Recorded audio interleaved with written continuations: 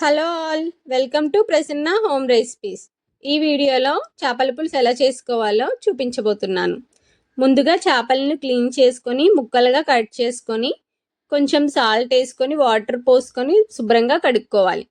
అలా కడుక్కున్నటువంటి చేపలలోని ఒక స్పూన్ కారం, ఒక స్పూన్ ఉప్పు వేసి బాగా మ్యారినేట్ చేసుకోవాలి. ఈ విధంగా మ్యారినేట్ చేసుకున్న చేపలను కాసేపు ఫ్రీజర్లో పెట్టుకొని ఉంచుకోవాలి. 2 రొబ్బలు కొత్తిమీరను కట్ చేసుకొని పక్కన పెట్టుకోవాలి.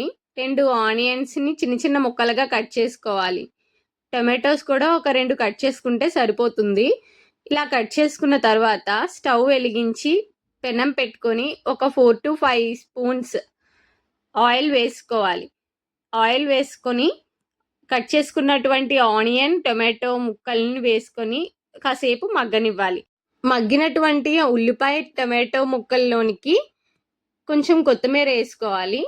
కొత్తిమీర వేసుకొని కలుపుకొని మనం మ్యారినేట్ చేసుకున్న ఫిషెస్ని తీసి ఒక్కొక్కటిగా ప్యాన్లో వేసుకోవాలి.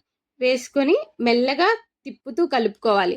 చేపలన్నిటినీ ఒకేసారి కలిపిస్తే ముక్కలు విరిగిపోతాయి. 1 స్పూన్ కారం వేసుకొని 2 స్పూన్ల అల్లం వెల్లుల్లి పేస్ట్ వేసుకొని ఒకసారి కలుపుకోవాలి. మగ్గుతున్నటువంటి చేపల్లోనికి 1 నిమ్మకాయ సైజ్ అంత చింతపండును నానబెట్టుకొని రసం తీసుకొని ఆ చింతపండు రసాన్ని పులుసులా వేసుకోవాలి. ఇలా వేసుకొని ఒకసారి కలుపుకోవాలి. పులుపుని మన టేస్ట్కి తగ్గట్టు అడ్జస్ట్ చేసుకోవచ్చు. చివరిగా కొత్తిమీర వేసుకొని పులుసు బాగా మరిగే వరకు ఉంచితే మన చేపల పులుసు రెడీ అయిపోతుంది.